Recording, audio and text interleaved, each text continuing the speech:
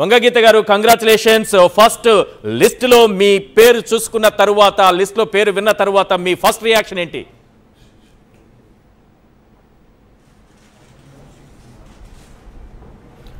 Thank you అండి.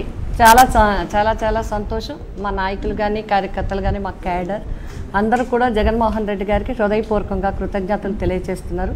ఒక మహిళకి పిఠాపురం నుంచి పోటీ చేసే అవకాశం ఇచ్చారు. తప్పకుండా విజయం సాధించడానికి అందరూ కలిసికట్టుగా సిద్ధంగా ఉన్నాం. మేము ప్రజలందరినీ అడిగి ఈ సిద్ధాన్ని మేము తథ్యం చేసుకోవడానికి పూర్తి ప్రయత్నం చేస్తాము. ప్రజల్లో కూడా ఇప్పుడే మీరు చెప్పారు, సోషల్ ఇంజనీరింగ్లో ఇప్పటి వరకు ఎవరు ఆలోచించలేదు.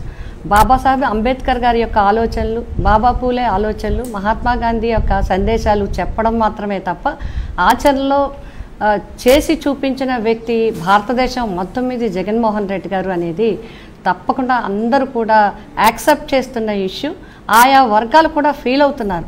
మా కోసం ఈ జగన్మోహన్ రెడ్డి గారు మాటల్లో కాదు చేతల్లో చేసి చూపిస్తున్నారు. రాజకీయంగా కానీ, సామాజికంగా కానీ, ఆర్థికంగా కానీ అందరికీ కూడా భాగస్వామ్యం కల్పించే దిశగా ఆయన అడుగులు వేస్తున్నారు. అడుగులు వేయటమే కాకుండా 2019కి ఇప్పటికీ చూసుకుంటే దాన్ని మరింత నిజం చేసి చూపిస్తున్నారు. ఎన్నో ఒత్తిడులకి తలవొగ్గిన, ఎన్నో ఒత్తిళ్లు మీద వచ్చినా కూడా జగన్మోహన్ రెడ్డి గారు సామాజిక న్యాయ విషయంలో తల వగ్గలేదు అనడానికి ఈ అనౌన్స్మెంట్ చేసిన అభ్యర్థుల లిస్టే సాక్ష్యం. రైట్, 175కు 175 స్థానాలు ఈసారి క్లీన్ స్వీప్ చేయాల్సిందే. Why not 175? ఇది మీ పార్టీ యొక్క టార్గెట్. ఇందులో ప్రధానంగా కీ కాన్స్టిట్యుయెన్సీస్ ఒక 2-3 తీసుకుంటే పిఠాపురం అనేది తప్పనిసరిగా ఉంటుంది. ఇక్కడ జనసేన అధ్యక్షుడు పవన్ కళ్యాణ్ పోటీ చేస్తున్నారు. పవన్ కళ్యాణ్ పైన పోటీ అనేది ఎలా ఉండబోతుంది అనుకుంటున్నారు మీరు?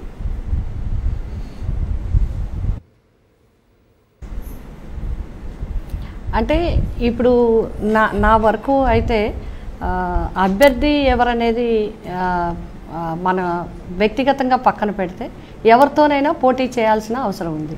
మరి మా జగన్మోహన్ రెడ్డి గారు, నేను ఇప్పుడు ఎంపీగా ఉన్నాను, నాకు ఒక 2 నెలల క్రితం కోఆర్డినేటర్గా బాధ్యతలు అప్పచెప్పారు.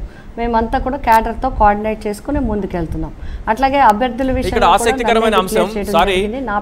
ఆసక్తికరమైన అంశం ఏంటంటే, మీకు పిఠాపురం బాధ్యతలు అప్పగించినప్పుడు గీతా గారు, మీకు పిఠాపురం బాధ్యతలు అప్పగించిన సమయంలో మీరు అభ్యర్థి ఎవరైనా చూసుకోలేదు. ఆ తర్వాత మీకు పవన్ కళ్యాణ్ అనేటటువంటి వ్యక్తి, పవన్ కళ్యాణ్ జనసేన అధ్యక్షులు అక్కడ తనకు తానుగా స్వయంగా ప్రకటించుకున్నారు. అప్పుడు మీకేమనిపించింది? డెఫినెట్ గా పవన్ కళ్యాణ్ పైన విజయం సాధిస్తే అది కూడా ఒక చరిత్రగా మిగిలిపోతుంది. మీ కాన్స్టిట్యుయెన్సీ చాలా కీ అని అందుకే అంటున్నా నేను. ఏమనిపించింది మీకు పవన్ కళ్యాణ్ నేను పిఠాపురం నుంచి పోటీ చేస్తున్నాను అని ప్రకటించిన వెంటనే మీ రియాక్షన్ ఏంటి?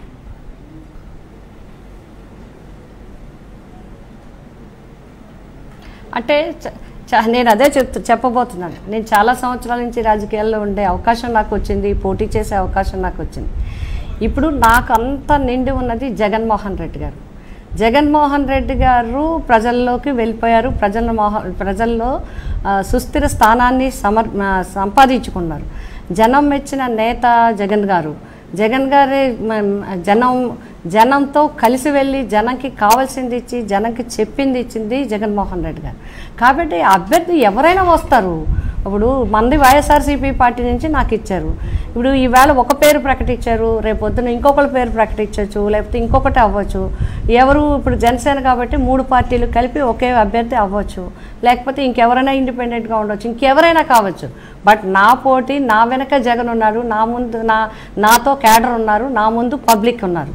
కాబట్టి పబ్లిక్ని మెప్పించి తప్పకుండా విజయం సాధించాలనే ఒకే ఆలోచన తప్ప ఎవరు క్యాండిడేట్ అనేది కాదు. ఇంకొకటి క్యాండిడేట్లు ఎవరైనా, నేను కూడా గతంలో ఎమ్మెల్యేగా పోటీ చేశాను, ఎంపీగా పోటీ చేశాను. అలాగే నా ప్రత్యర్థి కూడా 2 చోట్ల 2 సార్లు పోటీ చేసి ఉన్నారు. కాబట్టి పోటీ చేసి వాళ్ళు ఉన్నారు, పోటీ చేసి మేము ఉన్నాం. విజయం ఎవరిది, గెలుపు ఎవరిదని బేరేజ్ వేసుకుంటే ఇది తప్పకుండా పబ్లిక్ అందరికీ కూడా తెలుస్తుంది. నాకైతే నాకు జగన్మోహన్ రెడ్డి గారు ఇచ్చారు.